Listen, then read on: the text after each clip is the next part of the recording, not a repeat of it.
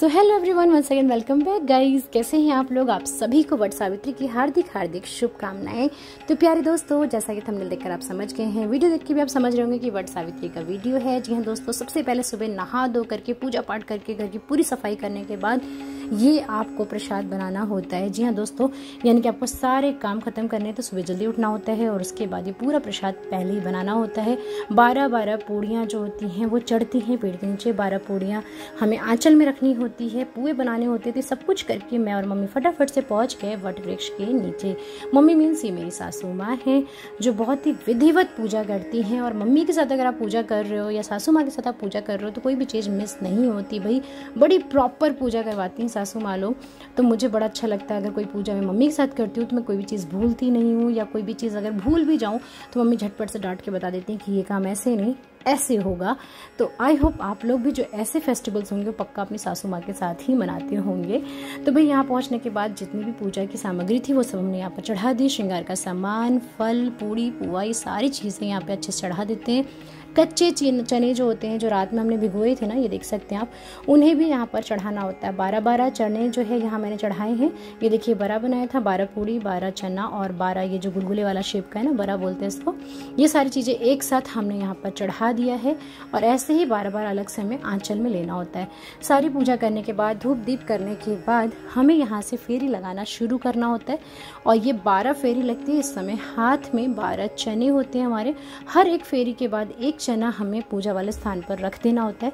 इससे 2 फायदे होते हैं। एक, हमारी फेरी जो होती है वो अच्छे से लग जाती है। दूसरा, हमारे चने जो होते हैं वो हर बार एक परिक्रमा के बाद एक चना यहाँ पे चढ़ जाता है। और चने 12 हैं तो फेरी भी आप 12 ही करोगे।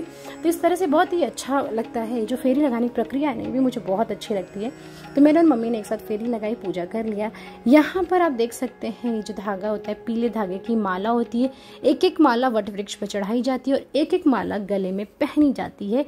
ये माला जो होती है ना, इसका एक बहुत ही अच्छा जो मुझे लगता है कि ये माला आप सिर्फ जो आपकी हम उम्र है वही आपको पहना सकती हैं। यानी कि देवरानी जेठानी एक दूसरे को पहना सकती हैं या नंद भाभी एक दूसरे को पहना सकती हैं। तो भाई यहाँ तो मेरा कोई रहता नहीं, देवरानी जेठानी दुर्भाग्य से साथ में ही नहीं रहती हैं। तो यहाँ पर एक नंद लगेंगी। ये दीदी आई, इन्होंने मुझे सुहाग का सामान दिया और यहाँ मुझे प्रसाद दिया। साथ ही साथ मुझे ये धागे की जो माला होती है जो वट वृक्ष पे चढ़ती है, इन्होंने ही मुझे पहनाई।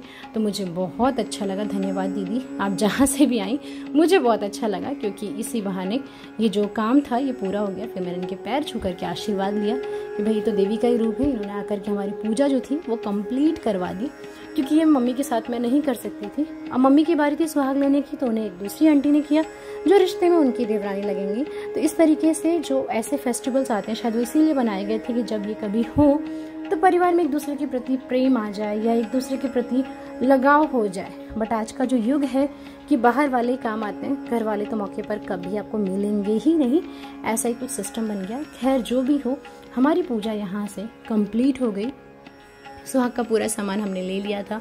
उसके बाद सारी चीज़ चढ़ाने के बाद अब यहाँ पर क्या होता है, हमने फेरी लगा ली है, सुहाग का सामान ले लिया है, माला पहन लिए। तो यहाँ पर बैठ कर के हमें 12 चने गटकने होते हैं। 11 चने और एक वट वृक्ष का फल 12 मिलाकर गटकना होता है। और मेरी सासू माँ एक बार में पूरा गटक जाती है और कहती है तुम्हें भी ये करना और ऐसे ही करना है। फिर उससे पहले याद आया कि अरे पतिदेव तो यहीं पर है, तो सबसे पहले इनका पैर छू करके आशीर्वाद ले लिया जाए। तो मम्मी ने कहा भाई जब पतिदेव यहीं, सबसे पहले आशीर्वाद लो और उसके बाद गटकना है। हमने कहा भाई ठीक है।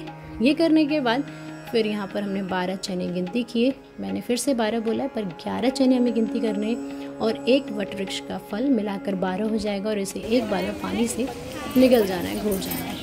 इसके बाद यहाँ पर सुहाग लेना होता है, वट वृक्ष को अच्छे से गले लगाना होता है।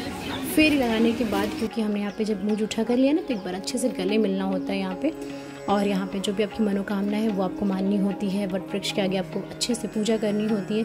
और ये जो भेंटने की प्रक्रिया है, ये मैंने देखा कुछ आंटी लोग तो बहुत देर तक भेंट रही थी। मतलब बहुत अच्छे से उन्हें अच्छे से गले लगाना होता है और उन्हें धन्यवाद करना होता है। इस तरह से करके वट वृक्ष का ही आज के दिन सबसे ज़्यादा महत्व होता है, क्योंकि जो माँ सावित्री थी उन्होंने बहुत अच्छे से वट वृक्ष की पूजा की थी। तो वही प्रथा आज तक चली आ रही है। इसके बाद सब कुछ होने के बाद मैंने सासू माँ के पैर छू करके आशीर्वाद लिया और वट वृक्ष के फिर पैर छुए, उसका आशीर्वाद लिया। और इसी के साथ मेरी जो पूजा थी आज की वो कंप्लीट हो गई। सो गाइज़, आई होप आज का व्लॉग आपने एंजॉय किया होगा। मैंने सारी चीज़ें आपको स्टेप बाय स्टेप बता दी। कुछ चीज़ अगर छूट रही होंगी तो फिर आप मुझे कमेंट में बता सकते हो। आज का व्लॉग थोड़ा सा भी अच्छा लगा हो तो प्लीज़ लाइक करें, चैनल को सब्सक्राइब करें और हमेशा की तरह बेस्ट पार्ट कमेंट में बताना ना भूलें। Thanks for watching, take care, bye bye.